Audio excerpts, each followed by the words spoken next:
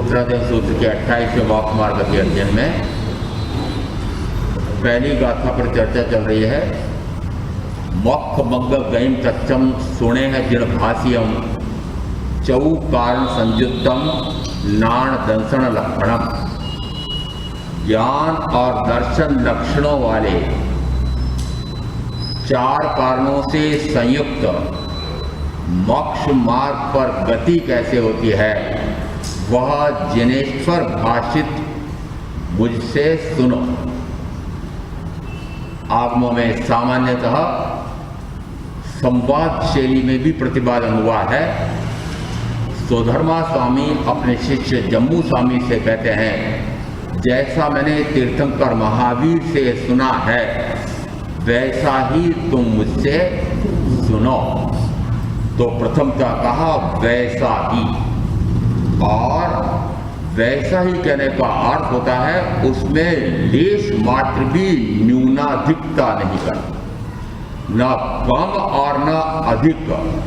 यदि आप बाजार में कोई बात सुने, अड़ोसन पड़ोसिन की कोई बात सुने और वापस किसी को सुनाना हो तो न जाने कितना अपना मंतव्य मिला देंगे, नमक मिर्ची मिला देंगे। जैसा सुना है वैसा ही प्रथम। दूसरा कहा कि मैंने भी ऐसा अनुभव किया है कि मेरी आत्मा में वह तत्व सिद्ध हुआ है जैसा तीर्थंकर परमात्मा ने फरमाया। और ऐसा जो वक्तव्य देने वाले, जो प्रतिपादन करने वाले हैं, वे कौन हो सकते हैं? तो प्रथमतः कहा वचन तो सामान्यतः आप भी सुनते हैं। प्रवचन प्रविशिष्ट शब्द है जो आप्त पुरुषों का दिया हुआ है, उसे कहा है प्रवचन। और प्रवचन देने का अधिकारी कौन? उसके लिए आचारांग सूत्र के प्रथम स्कंद में आया, जो कुशल है वे ही प्रवचन दे सकते हैं। और कुशल मात्र तीर्थंकर का प्रतिपादन हुआ है। इसका अर्थ है कि प्रतिपादन मात्र तीर्थंकर कर सकते हैं। दो प्रकार से प्रतिपादन होता है, एक सिद्धांत बोध और दूसरा उपदेश बोध। क्योंकि वे सर्वज्ञ सर्वदर्शी हैं, परम वीतरागी हैं, इस कारण से वे सिद्धांत बोध भी देते हैं और मार्गदर्शन के लिए आदेशार्थ वे ऐसा करो ऐसा मत करो, विधि निषेध ऐसा उपदेश भी दे सकते हैं। उसको कहते हैं उपदेश बोध। अब साक्षात तीर्थंकर यदि विद्यमान नहीं है और अब कौन इस प्रकार से तत्वाबोध आत्माबोध दे, तो निश्चित है कि जो छठे सातवें गुणस्थानवर्ती संयमी साधु साध्वी, वे इस प्रकार का तत्वाबोध दे सकते हैं, पर मात्र सिद्धांत बोध दे सकते हैं, मैं उपदेश नहीं दे सकता। इसका अर्थ हुआ कि प्रथमतः जो बोध दे रहे हैं वे कैसे होने चाहिए, उसके लिए खुला नहीं छोड़ा है। आचारांग सूत्र के प्रथम स्कंद में 6.5 के 196वें सूत्र में आया है, राग द्वेष रहित निष्पक्ष सम्यक दृष्टि आगमज्ञ मुनि लोक पर अनुकंपा भाव से धर्म का आख्यान करे। तो प्रथमतः यहाँ 4 अर्हताएं योग्यताएं दी हैं। प्रथम में कहा राग द्वेष रहित, जिससे राग द्वेषादि ग्रंथियों का छेदन भेदन किया हो उसे निर्ग्रंथ कहा जाता है। ग्रंथि यह राग द्वेषादि की निबिड़ गांठ कब टूटती है, तो कहा जाता है कि जिस समय क्षयोक्षमिक लब्धि, फिर प्रायोग्य लब्धि, देशना लब्धि, 3 लब्धियां इस प्रकार से प्रकट हो जाए और फिर देशना लब्धि यानी देशना तीर्थंकर परमात्मा द्वारा जो उपदेश दिया जाता है उसको देशना कहते हैं। जो देशना लब्धि प्राप्त हो जाए और उससे विशुद्धि लब्धि प्रकट होती है, और विशुद्धि लब्धि के बाद कर्ण लब्धि प्रकट होती है। और कर्ण लब्धि में प्रथम है यथा प्रवृत्तिकरण। देशना तो आपने बहुत सुनी है, उपदेश प्रवचन तो बहुत सुनते हैं, स्वाध्याय भी बहुत करते हैं, परंतु प्रवृत्ति जैसी पूर्व में प्रवृत्ति हो रही थी, वही शरीर के प्रति आसक्ति, वही 5 इंद्रियों के भोगों के प्रति रस, वही क्रोध मान माया लोभ, वही राग द्वेष मोह, वही आरंभ समारंभ, वही धन की तृष्णा, वही भोगों की लालसा कामना वासना तृष्णा इच्छा अपेक्षा आकांक्षा महत्वाकांक्षा, सारी प्रवृत्ति पूर्ववत चल रही है, उसको कहते हैं यथा प्रवृत्तिकरण। प्रवृत्ति कैसी है? जैसी पहले थी, पहले है ना, देशना लब्धि के पहले जैसी प्रवृत्ति थी, देशना लब्धि प्राप्त हो गई तब भी प्रवृत्ति तो वैसी की गई। आपको भी जिस समय प्रवचन सुनने का अवसर मिलता है, यदि मैं कहूं यह शरीर अशुचियों का भंडार है, यह संसार असार है, यह धन वैभव भोग साधन ये क्षणभंगुर हैं और ये भोग विषतुल्य हैं, आयुष्य न जाने कब पूरा हो जाता है, न जाने किस क्षण यह सर्वस्व छूट जाता है, आप क्या कहेंगे? ये कौन सा नई बात है महाराज? ये तो मैं जानता हूं। क्या कहते हैं? ये तो मैं जानता हूं। फिर आपको प्रवचन की कहाँ आवश्यकता है? ज्ञानी हो गया आप जानते हैं। जानने जिसको जो जानता है उसको कहा जाता है ज्ञानी। आप तो जानते हैं, यदि जानते हैं तो फिर प्रवृत्ति कैसी? प्रवृत्ति तो वैसी की वैसी। जानते हैं कि यह सारा क्षणभंगुर है, जाना कि यह लाखों करोड़ों अरबों का धन वैभव भी है, और आयुष का काल टूटा कि सारा छूटा। हमारा जानता हूं, जानते हैं? अरे जानते हो क्या? जानते हैं। यदि जानते हैं तो फिर गद्दी पर बैठ करके, कुर्सी पर बैठ करके, दुकान कल कारखाने में बैठकर, कार्यालय में बैठकर, और जिस समय लाखों करोड़ों के वारे न्यारे करते हो, उस समय याद आता है कि न जाने किस क्षण छूट जाएगा, छल कपट कपट मायाचारी क्यों करूं, ठगी क्यों करूं, क्यों कर चोरी करूं, उस समय याद आता है। जिस समय भोगों में मग्न हो रहे हैं उस समय याद आता है। जानता हूं, क्या जानते हैं? वो जानना कैसा है? वह जानना मात्र तोते जैसा जानना है। तोते को भी यदि कोई शब्द रटा दो, वाक्य रटा दो, तो वह भी वैसे ही बोलने लगता है। इसलिए आपने भी सुनते सुनते, स्वाध्याय करते करते कुछ बातें याद कर ली है, तो तोते जैसे बोलते रहते हो। प्रवृत्ति तो जैसी पहले हो रही थी वैसी की वैसी प्रवृत्ति हो रही है। इसको नाम दिया यथा प्रवृत्तिकरण। आगे कर्ण लब्धि में दूसरा है अपूर्व करण, और अपूर्व करण का अर्थ होता है अब उसे जैसा केवली प्रगत वाणी से सुन करके समझ में आया कि हो मैं तो शुद्ध चैतन्य स्वरूपी आत्मा, और शरीर आदि पूर्णतः मुझसे भिन्न है, मैं नहीं हूं, मेरे नहीं है। आत्मा में अनंत आनंद है। ऐसा इंद्रिय विषयों के सुख की तुलना में वह अपूर्व आनंद का एकांत में बैठ करके, ध्यानस्थ होकर के, स्वरूप में लीन होकर के जब आनंद का अनुभव करता है, अपूर्व आनंद। अपूर्व का अर्थ होता है पूर्व में ऐसा आनंद तो कभी आया नहीं। ऐसा जिस समय आनंद आता है उस समय वह उसी में मग्न रहना चाहता है, बाहर में निकल करके और इंद्रिय विषयों का विषपान करना ही नहीं चाहता है। ऐसा दूसरा अपूर्व करण होता है। यह चौथे गुण स्थान पर आने के पहले की बात, आते समय की बात है, आगे की बात नहीं हो रही है। और तीसरा होता है इसमें अनिवृत्तिकरण, यानी अब वह उस आनंद से निवृत्त नहीं होना चाहता है, गिरना नहीं चाहता है, पतित नहीं होना चाहता है, बाहर निकलने नहीं चाहता, उसी में निरंतर जमा रहना चाहता है, रम जाना चाहता है और निरंतर अपने आप में रमण करता है। उस समय कहा जाता है कि राग द्वेष की निगड़ ग्रंथि को वह छेदन भेदन कर देता है और सम्यक्त्व प्रकट होकर के रहती है। ये सम्यक्त्व प्रकट कब होती है, ऐसा उदाहरण देकर के कहते हैं कि जिस समय ऐसी सम्यक्त्व प्रकट हो जाती है उसके बाद वह अनंतानवंती क्रोध मान माया लोभ इन चार कषायों का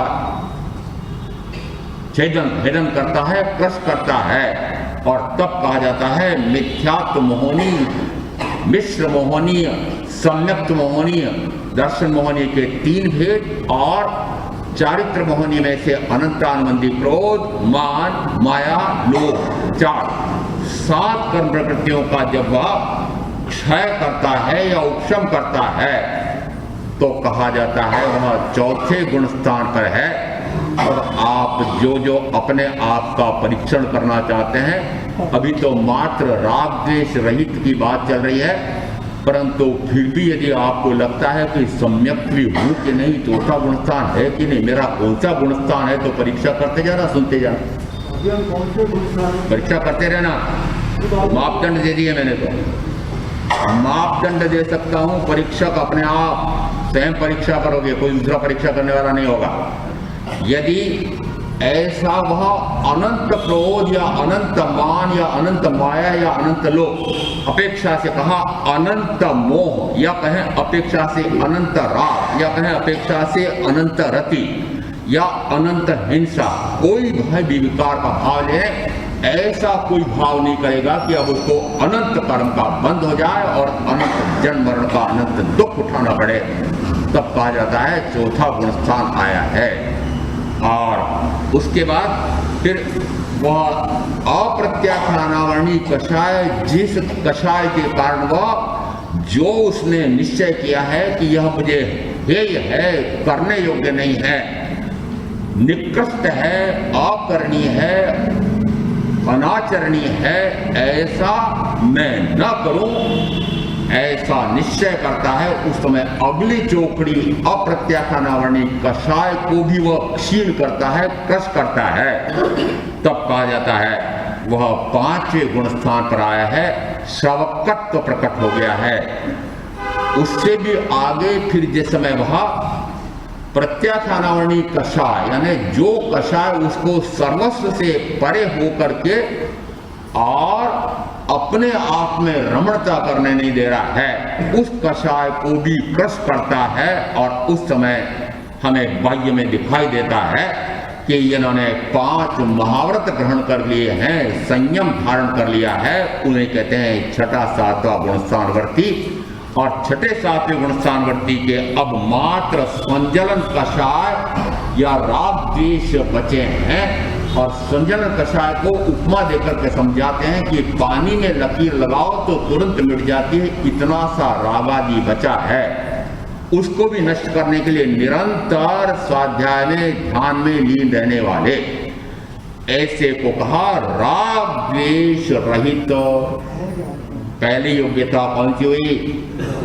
प्रवचनकार कौन हो सकता है?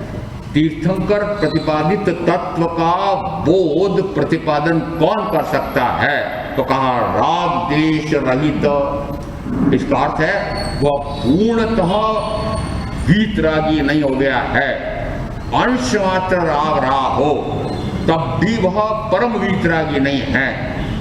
यद्यपि परम वीतरागी स्वरूप का ज्ञान और भान है, लक्ष्य भी वैसे ही है कि मैं कब वह परम वीतराग दशा प्रकट कर लूं, निरंतर उसका ही पराक्रम आत्मा में आत्मा के द्वारा होता है। ऐसा प्रथम योग्यता कही प्रवचनकार की कि ऐसा वह राग द्वेष रहित हो।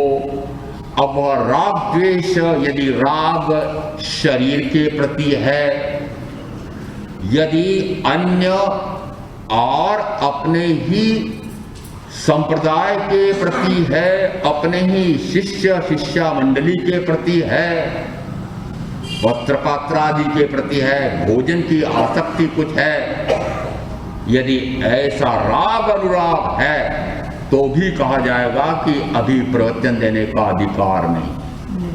दूसरा कहा द्वेष, मैं उत्कृष्ट साधक हूं, मेरा ज्ञान बड़ा उत्कृष्ट है, मेरी चर्या, मेरी क्रिया, मेरी आचार मर्यादाएं बड़ी कठोर है, मैं बड़ा क्रियावान संत हूं, उत्कृष्ट हूं।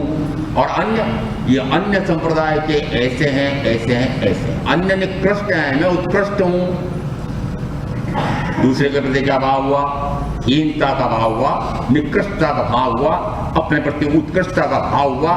और अंदर में यदि ऐसा प्रकट करके और दूसरे को नीचा दिखाने का भाव हुआ, यह द्वेष कहो, घृणा कहो, तिरस्कार कहो, अवमानना कहो, ऐसा यदि भाव अंदर में है तो मानना कि ये द्वेष है।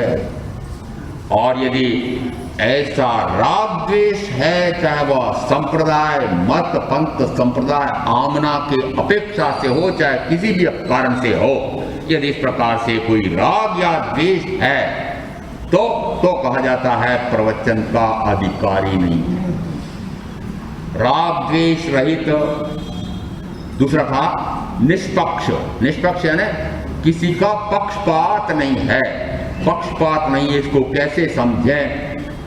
तो तीर्थंकर महावीर के समोच्चरण में जिस समय आप जैसे, आपसे भी और सैकड़ों गुने ऐसे धन वैभव संपन्न श्रेष्ठी आनंद आदि जाते हैं, और ऐसा भी जाता है कि जिसके पास दो मनुष्यों का, पति पत्नी का पेट भर सके इतनी आजीविका भी नहीं है। क्या महावीर ने दोनों के बीच में भेद किया? मेरा उदाहरण देता हूं। जैसे ही यदि कोई ऐसे करोड़पति, अरबपति, पदपति, पदाधिकारी, संतरी, मंत्री, जैसी मेरी दृष्टि पड़ी कि और वैसे बोला आगे दया पाल लो। क्या बोला? मंत्री अध्यक्ष तो निश्चित रूप से बोलते ही बोलते हैं। क्यों? क्योंकि उन्हें तो ज्ञात है कि करोड़पति, अरबपति या ऐसे अधिकारी, मंत्री आदि आए हैं, तो निश्चित है कि अपने इस प्रकार से बहुत से कार्य अड़े हुए हैं, वे पूरे हो जाएंगे। या ये इतना बड़ा ऐसा समारोह कराना है, बड़ा स्थानक बड़ा करना है, और न जाने कौन कौन से उत्सव कराने हैं, इसमें बहुत धन वैभव चाहिए। तो अध्यक्ष और मंत्री तो निश्चित रूप से कहते हैं आगे गया, आगे पधार जाओ सेठ जी, जी को कह रहा हूं, ये कहेंगे आगे पधार जाओ। और ये बोले उसके साथ, या मैं पहले इनसे भी आगे श्रावक जी, आगे दया पाल लो, ये इतनी जगह खाली पड़ी हुई है, आगे दया पालने के लिए क्यों कह रहा हूं कि वो आगे बैठ करके समय करें, इसलिए कि मुझे भी तो बहुत सारे काम हैं, मेरे भी गुरु हैं, उन गुरु की कोई समाधि बनानी है। जहां दाह संस्कार हुआ था वो ऐसी वीरान पड़ी हुई है, और इतने करोड़ की योजना बनाई थी परंतु अभी कुछ हुआ नहीं, तो अब उसको पूरा करवाना है, बनवाना है। मुझे भी तो तप महोत्सव करवाने हैं, मुझे भी न जाने कितनी बसें भर भर के आए और हजारों लोग एकत्रित हों, और फिर मेरा भी आसन ऊंचा लगे, और फिर मैं ऊंचे आसन पर बैठ करके, और जिस समय चारों तरफ देख करके आहा क्या सभा है और क्या उदय मुनि है, ऐसा अहंकार पूर्वक अंदर में ऐसा प्रवचन दूं। क्यों मुझे भी इस प्रकार के बहुत सारे समारोह कराने हैं, और इस प्रकार के समारोह में तो लाखों रुपए लगते हैं। तो फिर मैं कहता हूं सेठ जी आगे दया पाल लो, प्रवचन देने का अधिकारी हो। निष्पक्ष, एक ऐसा जो मात्र 6 वर्ष कहो या 8 वर्ष कहो, ऐसा छोटा सा बच्चा यदि आ गया और एक वयोवृद्ध भी आ जाए तो महावीर के यहाँ पर भेदभाव नहीं है।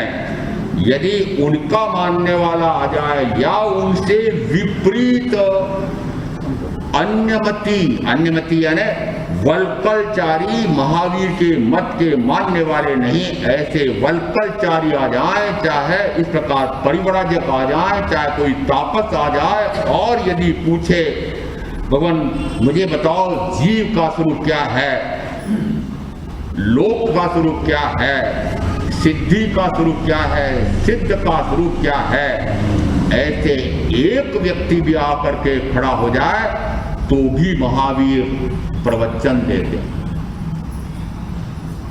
अर्जुन वाली उनका आतंक पूरे राजगृह नगरी में फैला हुआ था। इस कारण से मुझे लगता है सभाएं या समोचरण नहीं हो पा रहे थे और मात्र 2 व्यक्ति पहुंचे, एक तो अर्जुन वाली स्वयं और एक उनके साथ सुदर्शन सेठ।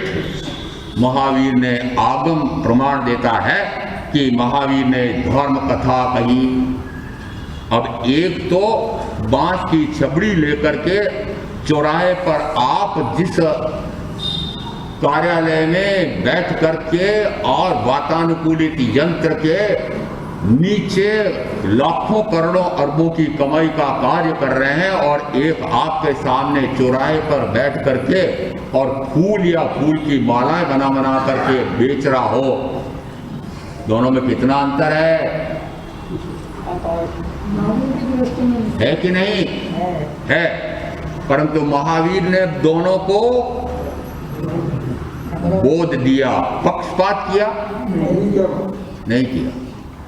मेरे सामने जैसे 2 भाई आए और एक ने 3 बार चिकुत्तों की विधि पूर्वक वंदना की और एक ऐसे ही हाथ यूं यूं करके और ठूंठ जैसा खड़ा रहा। मैंने समझा ये जो है विधि पूर्वक वंदन करने वाले ये तो अपने हैं, ये तो मेरी संप्रदाय के हैं, ये तो मेरे भक्त हैं, और ये कोई और है और है उसकी तरफ फिर उदय मुनि मुंह ही नहीं मिला, दूसरी तरफ मुंह कर लें, बात ही नहीं करें, बोलो प्रवचन देने का अधिकारी हूं क्या? निष्पक्ष का अर्थ है उनको किसी का पक्षपात नहीं है, न ऊंच नीच का भेद है, न छुआछूत का भेद है, न धन और निर्धन का, धनी और निर्धन का भेद है, न उच्च पदस्थ का और एक दीनहीन का भेद है, न ज्ञानी और अज्ञानी का भेद है। जो आ जाए उनको यदि तत्व का जिज्ञासु है, सद्ज्ञान सुनने का इच्छुक है, ऐसा अंदर में तीव्र मुमुक्षु भाव लेकर के आया है, उस समय संयमी साधु हो चाहे साध्वी हो, उसको बोध दे, ऐसा बोध देने की पात्रता के लिए आया, वह निष्पक्ष हो, उसको पक्षपात नहीं है। इसका संप्रदाय का पक्षपात, अपने प्रिय भक्त हैं अपने नहीं हैं ऐसा पक्षपात, ये अपने क्षेत्र के हैं या दूसरे के क्षेत्र के हैं ऐसा पक्षपात नहीं, उसको कहते हैं निष्पक्ष। तो पहली योग्यता आई राग द्वेष रहित, दूसरा कहा निष्पक्ष, तीसरा कहा सम्यक दृष्टि। अब सम्यक दृष्टि का अर्थ क्या होना चाहिए? अभी कुछ बात आई है, अभी तो प्रारंभ है चतुर्मास का।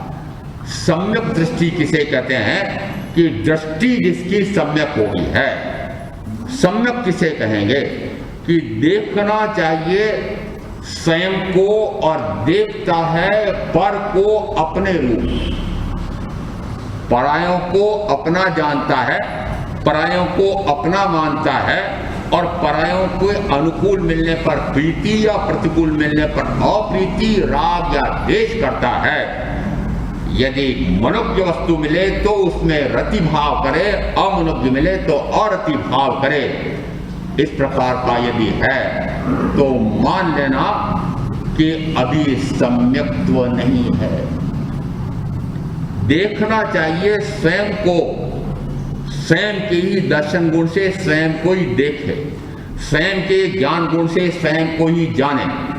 ऐसा जो स्वयं को जानता है, स्वयं को देखता है, स्वयं में रमण करता है, ऐसा सम्यक दृष्टि कहलाता है। यहाँ तीन बातें एक साथ क्यों कही? यदि ज्ञान सम्यक हुआ है तो दर्शन सम्यक होता ही होता है, और यदि दर्शन सम्यक हुआ है तो दर्शन सम्यक होने के समय जो ज्ञान पूर्व में अर्जित किया था वह भी सम्यक हो जाता है। इस अपेक्षा से ज्ञान और दर्शन ये अविनाभावी हैं, दोनों एक साथ होते हैं। इसलिए यदि ज्ञान और दर्शन हो गया है तो निश्चित मानना कि यदि ज्ञान सम्यक हो जाए, दर्शन सम्यक हो जाए, जिसको जानना चाहिए उसी को जानता है, जिसको देखना चाहिए उसी को देखता है, पर को पर जानता है, पर को पराया देखता है, पराया जानता है, और पराय को पराया जान लिया तो फिर पराय से प्रीति क्यों करूं, अपने आप से प्रीति करता है, उसे कहा जाता है वह सम्यक दृष्टि है। तो तीसरी योग्यता इसमें कही कि वह सम्यक दृष्टि हो। अब कैसे वह सम्यक दृष्टित्व का पता लगाएं, क्योंकि ये तो अभ्यंतर की वस्तु है। आप हमें तीन प्रकार के शब्द मिलते हैं, एक है श्रद्धामणा, दूसरा है प्ररूपणा और तीसरा है स्पर्शना। श्रद्धाना यानी आत्मश्रद्धान है कि नहीं, आत्मा की रुचि, अभिरुचि, अवगाढ़ रुचि, परमावगाढ़ रुचि आत्मा के प्रति है कि नहीं, अपने आप के प्रति है कि नहीं। एक दूसरा कहा कि श्रद्धा प्रतीति ही नहीं, आगे कि आत्मा का अनुभव हुआ क्या। यदि ऐसा आत्मज्ञान, आत्मश्रद्धान, आत्म प्रतीति, आत्मरुचि, आत्मानुभूति, आत्मा का अनुभव हुआ हो, यदि ऐसा आत्मा का अनुभव हुआ हो तो तीसरा गुण आ गया अनुभव, यानी वह अपने आप के स्वरूप में लीन रहता है, उसको कहते हैं स्वरूपाचरण। जैसा वह अंदर में आत्मा की श्रद्धा करता है उसको तो नाम दिया श्रद्धाहणा, और जैसी उसकी आत्मश्रद्धा है, पर के प्रति, परायों के प्रति श्रद्धा नहीं है, उनको पराया जानता है, और पराया अनुकूल हो कि प्रतिकूल हो, उन दोनों के प्रति उसको कोई भी लेना देना नहीं है, वह तो अपने आप में लीन रहना चाहता है। ऐसी उसकी श्रद्धा, उसको नाम दिया श्रद्धाहणा। दूसरा दिया जैसी आत्मश्रद्धा है वैसी ही प्ररूपणा करता है। प्ररूपणा का अर्थ होता है तत्व का प्रतिपादन, शुद्ध हिंदी है प्रतिपादन। तत्व जो प्रतिपादित किया जाता है, प्रज्ञापित किया जाता है, तो जैसा तीर्थंकर परमात्मा ने जीव और अजीव का भेद प्रतिपादित किया है, नव तत्वों में से प्रत्येक तत्व का जैसा प्रतिपादन किया है, ज्ञान दर्शन चारित्र या ज्ञान दर्शन चारित्र तप रूप मोक्ष मार्ग है, ऐसा प्रत्येक का जैसा तीर्थंकर परमात्मा ने स्वरूप फरमाया है, वैसी ही प्ररूपणा प्रतिपादना करने वाले। दूसरा शब्द हुआ प्ररूपणा। श्रद्धना और प्ररूपणा में लेश मात्र भी अंतर नहीं आना चाहिए। जैसा प्रतिपादित करता है वैसा ही अंदर में श्रद्धान रखता है, जैसे अंदर में आत्मश्रद्धान है वैसे ही उसका प्रतिपादन है। और तीसरा और कि बाह्य में स्पर्शना कैसी है। स्पर्शना यानी बाह्य में फिर जिस समय वह वर्तन करता है, प्रवृत्ति क्रिया करता है, तो बाह्य की चूंकि शरीर है तो शरीर के साथ होने वाली कुछ क्रियाएं होती हैं। एक क्रिया इसमें 5 महाव्रतों के पालन रूप भी क्रिया है, शरीर की, रसनेन्द्रिय की, शरीर के कार्य की कुछ प्रवृत्ति भी है। अब जिस समय वो प्रवृत्त होगा उस समय 5 महाव्रतों का पालन कैसा हो रहा है, वह निरतिचार पालन हो रहा है या नहीं हो रहा है। 5 समितियों का जैसा विधान आया है सावधानी पूर्वक उसका पूरा पालन हो रहा है या नहीं हो रहा है।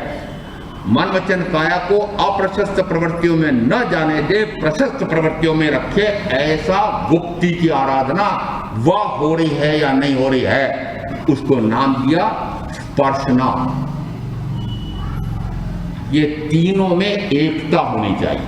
तीनों में एकता है, जैसी अंदर में आत्मा के प्रति, अपने आप के प्रति श्रद्धा है, वैसी प्ररूपणा है और वैसी स्पर्शना बाह्य में क्रिया रूप में भी है। तो मानना कि वह सम्यक दृष्टि है, साधुता है। आप कहेंगे इतना नाप करने के लिए हमारे पास कहाँ क्षमता है, हम कैसे नापें कि आप सदगुरु हैं कि नहीं हैं, साधुता है कि नहीं, सम्यक दृष्टित्व है कि नहीं, कैसे नापें? समस्या है क्या? आपके पास मापदंड तो मैंने दे दिए, पर आपको ये मापदंड बड़े कठिन लगते हैं कि हम प्ररूपणा सही है कि नहीं है, हम कैसे जानेंगे? हम तो स्वयं ही स्वाध्याय करते नहीं है, हम कैसे पता लगाएंगे कि अमुक तत्व की प्ररूपणा इन्होंने जो की वो सही की है कि गलत की है? हम तो स्वाध्याय करते ही नहीं।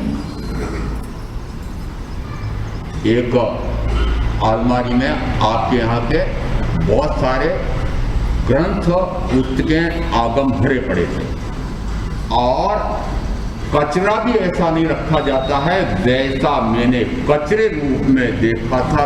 आते से देख लिया था। मैं सबसे पहले ग्रंथालय देखता हूँ। कल मुझे 2.5 घंटे करीब लगे।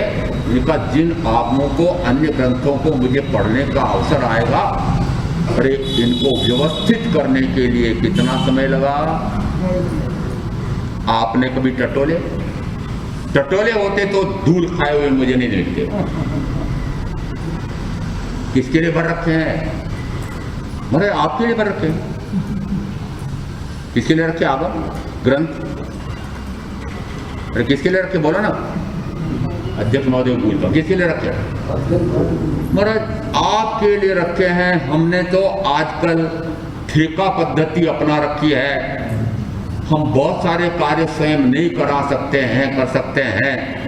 मकान बनाना हो और कोई कार्य करना हो तो हम तो ठेका दे देते हैं और ठेकेदार वह कार्य पूरा कर देता है और हम उसका बदले में पारिश्रमिक दे देते हैं। हमने ये आगमों का, ग्रंथों का स्वाध्याय करने का आपको ठेका दे रखा है और ठेकेदार यदि आपको कार्य करके पूरा दे दे और यदि उसमें से मक्खन निकाल करके आप सामने परोसे, महाराज मक्खन तो आजकल पचता नहीं। क्या कहते हो? यदि मैंने उन आगमों में से कुछ मक्खन निकाला या आपके सामने उसको परोसा, आप क्या कहते हैं जो मुझे ज्ञात? क्या कहते बोलो? महाराज बहुत गरिष्ठ है। गरिष्ठ है ना? जिस समय देसी घी का, बादाम का हलवा मिल जाए, घटाघट उतारते हो,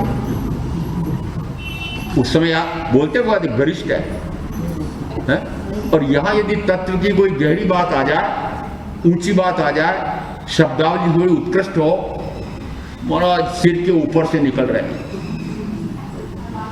ऊपर से निकल रहे। अरे मैं तो मान लो ठेकेदार, मैंने तो निकाल करके दे भी दिया, परोस भी दिया, तब भी आप ग्रहण करने वाले हैं कहां? मुसीबत कितनी है। इसे कहते हैं ये कैसे पता लगाएं कि ये जो आप तत्व का प्रतिपादन कर रहे हैं, प्ररूपणा सत्य है कि असत्य है, ये तो हमें पता नहीं है। और ये हमें कैसे पता लगे कि आप सम्यक दृष्टि हैं, आप साधुता है, हमें कैसे पता लगे? हम तो पता नहीं लगा सकते। ये जो मापदंड मैंने दिए हैं उसके अनुसार आप पता तो लगा नहीं सकते। दूसरा तरीका बता दूं? अरे कोई सरल तरीका बता दूं क्या? यदि परीक्षा करना हो कि सदगुरु है कि नहीं, सम्यक है कि नहीं, समस्वभावी स्वभावी है कि नहीं, पता लगाना हो तो एक पत्थर मारो, एक गाली दो, उनको थू करो, उन पर थूक दो, परीक्षा हो जाएगी। किसकी परीक्षा होगी? सम्यक दृष्टि की परीक्षा हो जाएगी, साधुता की परीक्षा हो जाएगी। और आप कहते हैं ऐसा कैसे करें? मैंने कहा मेरे पास तो प्रमाण है, मैं बिना प्रमाण की बात करते ही। अंतकर दशांक सूत्र में आया है कि राजगृह नगरी के लोगों ने देखा, अरे कल तक तो ये इस प्रकार से माला बेचने वाला अब बड़ा महावीर का अनुयायी बनकर के खड़ा हो गया हमारे सामने। परीक्षा की कि साधुता है कि नहीं, सम्यक अस्तित्व है कि नहीं, परीक्षा की कि नहीं की? कैसे की?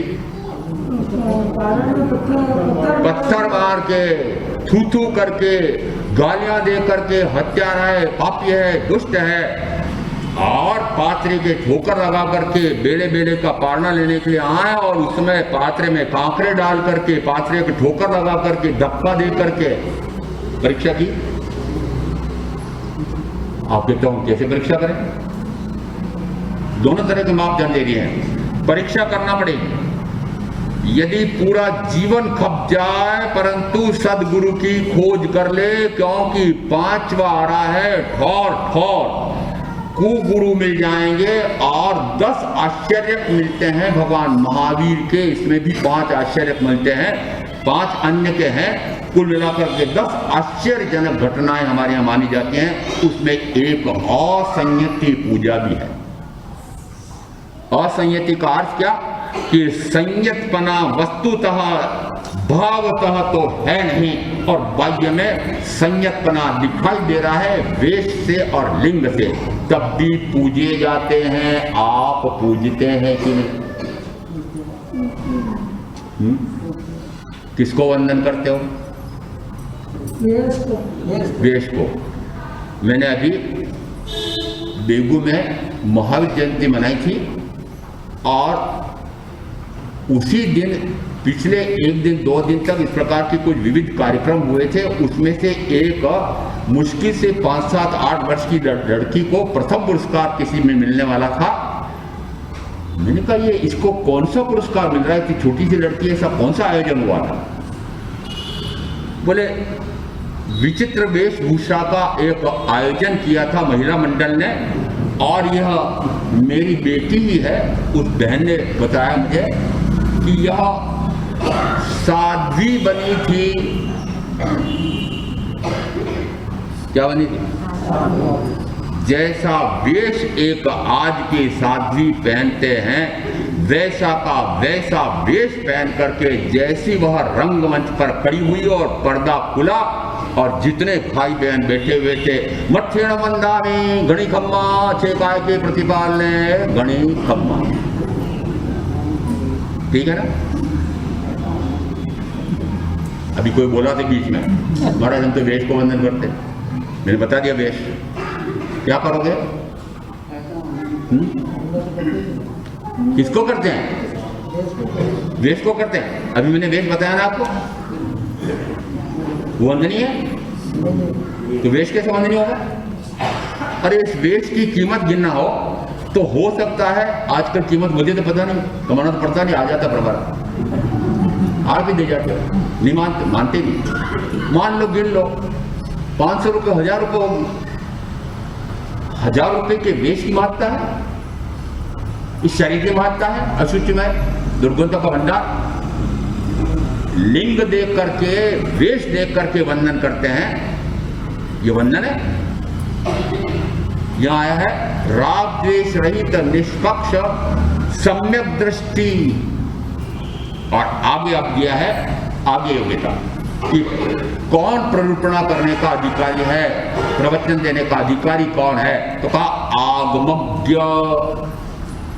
आगमज्ञ का अर्थ होता है आगम के ज्ञाता, आगम के रहस्यों का, मर्म का, गीतार्थ का, गूढ़ार्थ का समझ करके उसको फिर अपने शिष्यों को खोल खोल करके समझाते हुए रखें, वाचना दें, उसको कहा जाता है आगमज्ञ।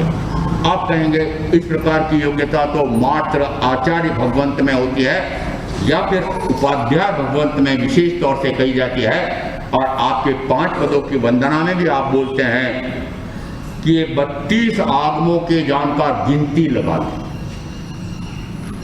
एक एक आगम बोल रहे हैं उसमें। जिस समय उपाध्याय भगवंत की वंदन करते हैं 5 पदों की वंदना में, तो एक एक आगम गिनते हैं। यदि ये 32 आगमों के जानकार हैं, स्वमत और परमत के भी जानकार हैं, और यदि उनसे कोई शास्त्रार्थ करे, वाद विवाद करे, तो वे दूसरों किसी से भी हारे ऐसा नहीं है, उनको हरा देते हैं, परास्त कर देते हैं, ऐसे हैं। जिन नहीं पर जिन शरीके हैं, केवली नहीं पर केवली शरीके हैं, ऐसे तुम्हारा आगमज्ञ मात्र उपाध्याय होते हैं। तो फिर प्रवचन देने का अधिकारी कौन हुआ? तो फिर मुझे क्यों बुला लिया? या तो आचार्य आगमज्ञ होते हैं, आगमों का रहस्य जानने वाले, ये तो मात्र दो पदाधिकारी होते हैं, एक होते हैं आचार्य भगवंत, दूसरे होते हैं उपाध्याय भगवंत। तो फिर प्रवचन देने का अधिकारी यहाँ जो आया हुआ है, इसमें कहा आगमज्ञ। प्रवचन देने का अधिकारी कौन होगा? तो फिर आगमज्ञ होगा वही। यदि तत्व का प्रतिपादन करना है तो जैसा आगम में प्रतिपादित हुआ है वैसा का वैसा उसका स्वरूप समझे और समझ करके फिर अपने अंदर में अनुभव करे कि यह सत्य है और तब वह प्रतिपादित करे, उसको कहा जाता है आगमज्ञ। आगमों का रहस्य जानने वाले। और आगम यानी गम का अर्थ होता है जो समझ में आ जाए परंतु समझ में आता नहीं है, उसको समझ लेते हैं यह लोक रहस्य है। ये 6 द्रव्यों से बना हुआ लोक स्वयं में रहस्य है। जब से मनुष्य रहा होगा तब से सारे मनुष्यों में से कई मनुष्यों ने प्रयास किया होगा यह जाने की रचना, इस ब्रह्मांड की रचना कैसे होती, ये रचना किसने की है। कोई इसका नियंता होना चाहिए, कोई इसका पालक होना चाहिए, कोई इसका निश्चित रूप से कर्ता धर्ता हर्ता होना चाहिए, किसी का कोई ना कोई तो शक्ति ऐसी होनी चाहिए। ऐसा निरंतर यह समझो पूरी सृष्टि यह रहस्य है। आत्मा अपने आप में रहस्य है, आत्मा रहस्य है। पता लगता है क्या कि कहाँ है वो, कैसे रहता हो, कहाँ रहता हो, कैसा स्वरूप है इसका। आत्मा स्वयं रहस्य, परमात्मा का स्वरूप यह स्वयं में रहस्य है। ये सिद्ध शिला पर सिद्ध परमात्मा कैसे रहते होंगे, यह रहस्य है। ये पुद्गल परमाणु से लगा करके स्कंद महास्कंद तक के सारा रहस्य का विषय है। ये सब कैसे हो रहा है, ये सब कैसे हो रहा है। इसका अर्थ है इस लोक के स्वरूप को जानने वाले, इस लोक के 6 द्रव्यों के स्वरूप को जानने वाले, 6 द्रव्यों में से मेबी द्रव्यों अपना स्वरूप भी जानने वाले, अपने स्वरूप के साथ में 5 अजीव द्रव्य हैं उनका स्वरूप भी जानने वाले, उन दोनों के बीच में भेद को जान करके और फिर 5 अन्य अजीवों से मैं पूर्णतः भिन्न एक शुद्ध चैतन्यमय आत्मा, ऐसा भेद जान करके अपने स्वरूप का ज्ञाता और दृष्टा हो जाए, उसको कहा जाता है आगमज्ञ। ऐसा आगमों का रहस्य जानने वाले, मर्म जानने वाले, गीतार्थ जानने वाले, उनको नाम दिया आगमज्ञ। प्रवचन देने का अधिकारी कौन? उपाधियां। आगम मर्मज्ञ, आगमज्ञ, आगम के ज्ञाता, आगम रत्नाकर, प्रवचन प्रभावक, प्रवचन प्रभाव, वाचनाचार्य, वाचना कुशल, और न जाने कौन कौन सी उपाधियां बहुत सारे संयमी साधु साधियों के आगे पीछे नाम के लगी हुई। इसकी जरूरत पड़ती है? ओ जहां चौमासा करो, चौमासा पूरा होते होते संघ वाले सोचते हैं 4 महीने ने चौमासा किया है, चलो कोई ना कोई इनको उपाधि दे दो। तो फिर कितना देर हो जाएगा, हो जाएगा कि नहीं? देर हो जाएगा। फूल को बताना पड़ता है कि देखो मैं कितना सुंदर हूं, देखो सूंघो में कितनी सुवास है। डोंडी पीटता होगा है? जो ज्ञानी हैं उनको बताना पड़ता है कि मैं ज्ञानी हूं। फिर इतने अलंकार की कहां आवश्यकता पड़ रही है?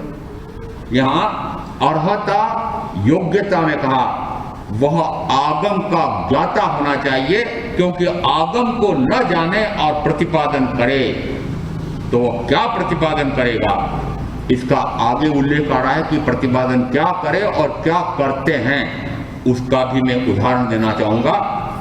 पहले आया है आगमज्ञ और उसके बाद में आया मुनि। योग्यताएं गिनते जाना, आगमज्ञ भी हो और फिर मुनि। आगम का ज्ञाता तो यहां नीचे बैठने वाले भाई बहनों में भी बहुत सारे आगमों के ज्ञाता हो सकते हैं। दिगंबर परंपरा में मुझे ज्ञात है ऐसे ऐसे विशिष्ट श्रावक हुए हैं कि जिन्होंने कितने ही ग्रंथों की रचना की है, टीकाएं की हैं, वृत्तियां लिखी हैं और ऐसा विवेचन करते हैं कि जैसे साक्षात तीर्थंकर कर रहे हो, इस प्रकार के पंडित हुआ। वे प्रवचन देते हैं, निश्चित रूप से तत्व का प्रतिपादन करते हैं। अष्टांगिका में वे ही प्रवचन देते हैं अधिकांश में, मुनि बहुत कम प्रवचन देते हैं। वे तो अपनी साधना में निरंतर निरत रहते हैं, फिर भी कई मुनि भी देते हैं। यहाँ यदि इस प्रकार का कोई है जो मुनित्व तो नहीं है परंतु प्रवचनकार है, ऐसे हमारे यहाँ पर भी एक तीसरी कड़ी और बनी थी, स्वाध्यायी। और जो स्वाध्यायी गए हों या स्वाध्यायों को देखा हो, वे मात्र 8 दिन के लिए परिश्रण में जिस समय प्रवचन देने जाना होते हैं, 1-2 दिन पहले पोथी पांदड़े संभालते हैं और जहाँ जाते हैं, कहीं 5 घर हैं, 50 घर हैं, वहाँ जाकर के ऐसा बताते हैं या आप लोग ऐसा मानने लगते हैं, ओहो महाराज जैसा। क्या मानते हैं? मान्यता कितनी? साधु के समान ही इतना ऊंचा आसन देकर के प्रतिपादन वो भी करते हैं। अधिकारी अधिकारी हैं? अधिकारी नहीं। मैं भी इस प्रकार से जाता था, 17-18 वर्ष तो मैं भी गया था। मात्र यह कह सकता था कि तीर्थंकर परमात्मा ने ऐसा फरमाया है, आगम में गुरु से जैसा मैंने रहस्य समझा है वैसा ऐसा ऐसा आया है। और अंदर में खलबली मचती रहती थी, बोलता कुछ हूं करता कुछ, बोलता कुछ हूं करता कुछ हूं। बोला संसार असार है और रमता किसमें था? राग द्वेष मोह कर्म का बंद कराने वाले हैं। राग द्वेष मोह से रहित हो गया था। कषाय आग है, क्या कषाय से परे हो गया था? 5 इंद्रियों में रति रति भयंकर कर्म का बंद कराता है, क्या रति रति मिट गई थी? प्रवचन देने का अधिकारी हूं कि नहीं? इसका अर्थ है यहां पर मुनित्व है तो प्रवचन देने का अधिकारी है, अन्यथा वह यह कह सकता है कि तीर्थंकर परमात्मा ने, सदगुरु ने ऐसा स्वरूप समझाया है, वह मैं बता रहा हूं, मैं अभी उसको प्राप्त नहीं कर पाया। यहां प्रवचन देने का अधिकारी कौन? तो कहा आगमज्ञ मुनि। और मुनि का अर्थ मुनित्व होना चाहिए। मुनि का अर्थ मात्र मुनि बना चाहिए। 2 अपेक्षा से गिने जाते हैं, एक द्रव्यलिंग और दूसरा भावलिंग। द्रव्यलिंग का अर्थ होता है, आप द्रव्यलिंग को जैसा समझते हैं कि बाह्य में आपने जिस संप्रदाय को अपनी मान रखी है, उस संप्रदाय के साधु या साध्वी जैसा वेश पहनते हैं वैसा वेश पहन रखा हो, वो साधु या साधु नहीं। बाह्य अपेक्षा से द्रव्यलिंग का अर्थ होता है 5 महाव्रतों का 3 करण 3 योग से जीवन पर्यंत के लिए संकल्प लेकर के निरतिचार पालन करने वाला, 5 समितियों का पूरी सावधानी पूर्वक पालन करने वाला, मन वचन काया को अप्रशस्त प्रवृत्तियों में लेश मात्र न जाने दे, ऐसे गुप्तियों में गुप्त रहने वाला, ऐसा यह द्रव्यलिंगी कहलाता है। और द्रव्यलिंगी का भी अशुभ से शुभ में आकर के पुण्य का ऐसा बंद हो जाता है कि ठेठ 9वें ग्रह तक 21वें देवलोक तक का वह सुख प्राप्त कर सकता है। इसका अर्थ है कि द्रव्यलिंग तो हो परंतु ज्ञान और दर्शन सम्यक ना हुआ हो, तब भी निश्चित है कि बाह्य से तो वह मुनि संयति संयमी ऐसा कहलाता है, परंतु भाव में 10वें कालिक सूत्र में 9वें अध्ययन में एक 352वीं गाथा आई है, उसमें आया है गुणों से साधुता होती है। हे साधु, गुणों को ग्रहण कर, अवगुणों से परे हो जा, अवगुणों को दूर कर दे और आत्मा द्वारा आत्मा में आत्मा को जानते हुए और राग द्वेष आदि का निमित्त आए उस समय जो सम रहता है, स्वभाव में रहता है, वह सुपूज्य है। ऐसा साधु का स्वरूप बताया। अब वहां साधु का स्वरूप बाह्य वेद से बताया गया। दूसरी पंक्ति, मुख्य पंक्ति क्या है? आत्मा के ज्ञान द्वारा आत्मा को जानते हुए और फिर राग द्वेष आदि का निमित्त आए उस समय दोनों में सम रहे तो वह सुपूज्य है। और इस कारण से फिर उपदेश क्या दिया? इसलिए हे संयमी, गुणों को ग्रहण कर, अवगुणों को त्याग। और गुण कौन से? कि आत्मा के गुण। गुण कौन से? आत्मा के जैसे गुण हैं। आत्मा ज्ञान दर्शन गुण संपन्न है, तो आत्मा के गुण को जिसने धारण किया हो, प्रकट किया हो, उसको कहते हैं वह गुणवान है। ऐसा जिसके आत्मा का गुण प्रकट हो गया है, जो स्वभाव में रहते हैं, समभाव में रहते हैं, उसको कहा जाता है वे सुपूज्य हैं। ऐसा साधुता का लक्षण और आगमों में साधुता के लक्षण के लिए भरा पड़ा अथा यदि वे सारे गुण प्रकट हुए हैं तो मानना कि वह भावलिंगी साधुता है। भावलिंग यानी भावों में साधुता है। भावों में द्रव्य लिंग भी चाहिए और भावलिंग भी चाहिए। द्रव्य लिंग तो हो और भावों में साधुता नहीं है तो बाह्य से तो वह साधु कहलाएगा, साधु माना जाएगा। परंतु समवायन सूत्र में 30वें समवाय में आया है कि बाह्य में तो साधुआचार का पालन करता है, साधु मर्यादा का पालन करता है, परंतु अंदर में भावतः साधुता नहीं आई है और वह अपने आप को साधु मान करके उसका विनय ग्रहण करता है, वावई जय जयकार लेता है, यश लेता है, वंदना झेलता है, विनयोपासना करवाता है, वह महामोहनी कर्म का बंध करता है। महामोहनी कर्म का बंध का अर्थ होता है ठीक नरक निगोद तक जाने की तैयारी। इसका अर्थ क्या हुआ? बाह्य के लिंग से कोई प्रयोजन नहीं है, भाव लिंग होना चाहिए। और इस अपेक्षा से यहाँ पर मुनि शब्द की व्याख्या समझना। इसका अर्थ हुआ योग्यता कितनी होगी, गिनती लगा लेना। राग द्वेष रहित, निष्पक्ष, सम्यक दृष्टि, आगमज्ञ मुनि, इतनी योग्यता। और अब उसके बाद में आ गया लोक पर अनुकंपा भाव से। अब प्रवचन देते समय भाव क्या रहना है? भाव रहना चाहिए लोक यानी इन सारे लोक के जीवों, या कहो कि जो उसके समक्ष तीव्र जिज्ञासा वृत्ति लेकर के आया है, सद्ज्ञान सुनने का इच्छुक इसी सूत्र में आया हुआ है, उसे वह सद्ज्ञान सुनाए।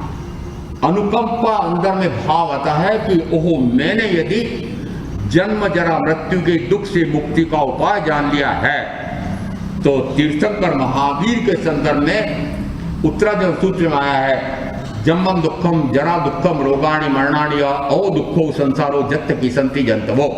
हे जीवों, हे मनुष्यों, चेतते क्यों नहीं हो? क्यों जन्म जरा मृत्यु के दुख से दुखी हो रहे हो? इस दुख से मुक्त होने का उपाय क्यों नहीं करते हो?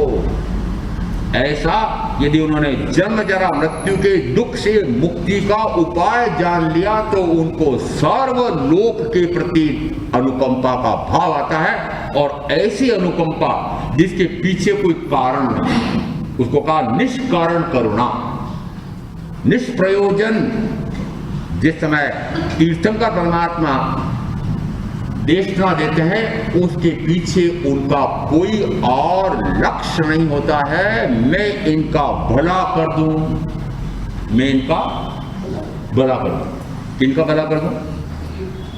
कि मैं ये हिरणमगरी सेक्टर 4 वाले भाई बहनों का भला कर दूं, इनको तत्व का स्वरूप समझा दूं, ये चिर जाएं चतुर्गुत्र संसार से, चिर जाएं, इनका मैं भला कर दूं। कर सकता हूं? कर सकता हूं क्या पूछ रहा हूं? कर दूं ये तो मेरा भाव ही अभी बताया। मैं पूछ रहा हूं मैं किसी का भला कर सकता हूं क्या, किसी का बुरा कर सकता हूं क्या? नहीं कर सकते। तीर्थंकर कर सकते हैं? है? क्या बड़े राग से मैंने सुना, जैसे प्रतिक्रमण पूरा होता है इतनी थकान आ जाती है, इसलिए थकान को निकालने के लिए फिर ऐसे राग से नवोत्थान की पार्टी बोलते हैं, सारे एक साथ किन्नाराम है? क्या बोलते हो?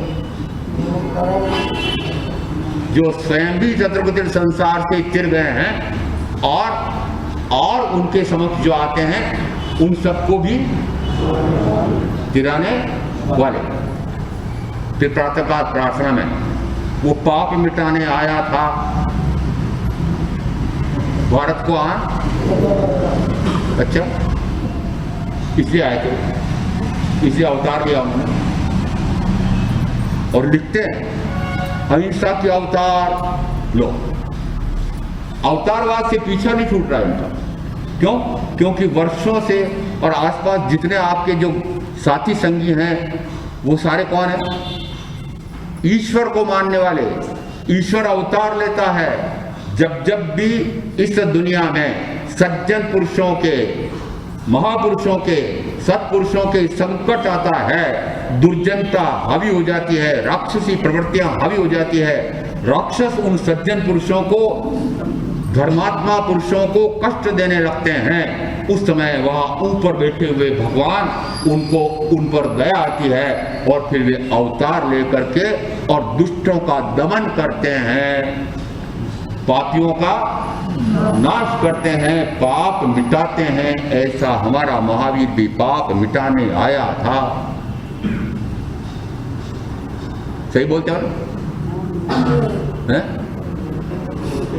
अध्यक्ष मोदी समाप्त रहा हूं। सही बोलते हो क्या गलत बोलते हो?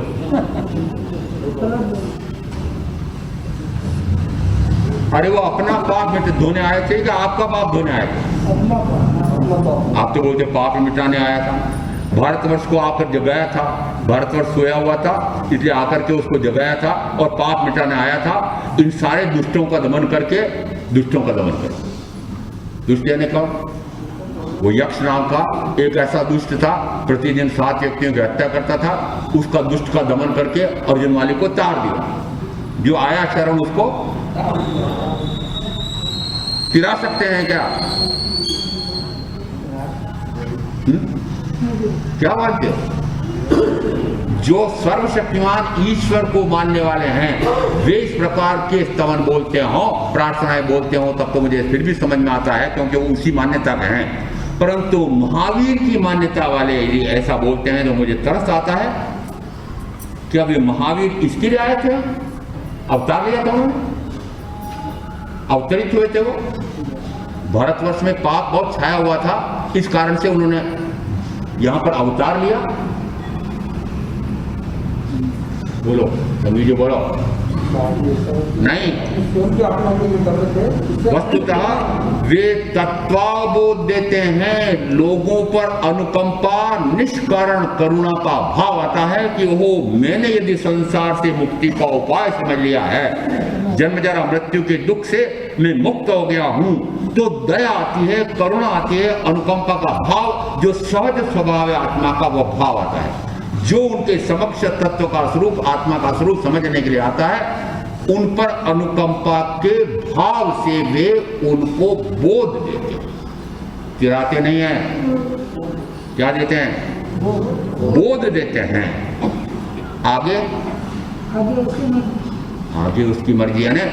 यदि मार्ग बता दिया और आप मार्ग पर न चढ़ो कि देखो भाई ज्ञान दर्शन चारित्र तप मोक्ष का मार्ग है, राग द्वेष मोहादि संसार का मार्ग है, और अब मैंने समझा दिया और उसके बाद में फिर आप जाते राग द्वेष मोह के मार्ग पर हो, मैं वहां से वापस उंगली पकड़ करके खींच करके और मोक्ष के मार्ग पर चढ़ाऊं। महावीर ने किया नहीं। इसका अर्थ है यह चाहे साक्षात तीर्थंकर हो चाहे सदगुरु हो, ये मात्र पथ प्रदर्शन कर देते हैं, पथ पर उंगली पकड़ के चलाते नहीं हैं। चलने वाला अपनी सामर्थ्य से स्वयं अपनी सामर्थ्य को प्रकट करके चलता है। ऐसा तत्व का स्वरूप समझ करके मैं आप जो साधना करेंगे उनका अवश्य कल्याण होगा।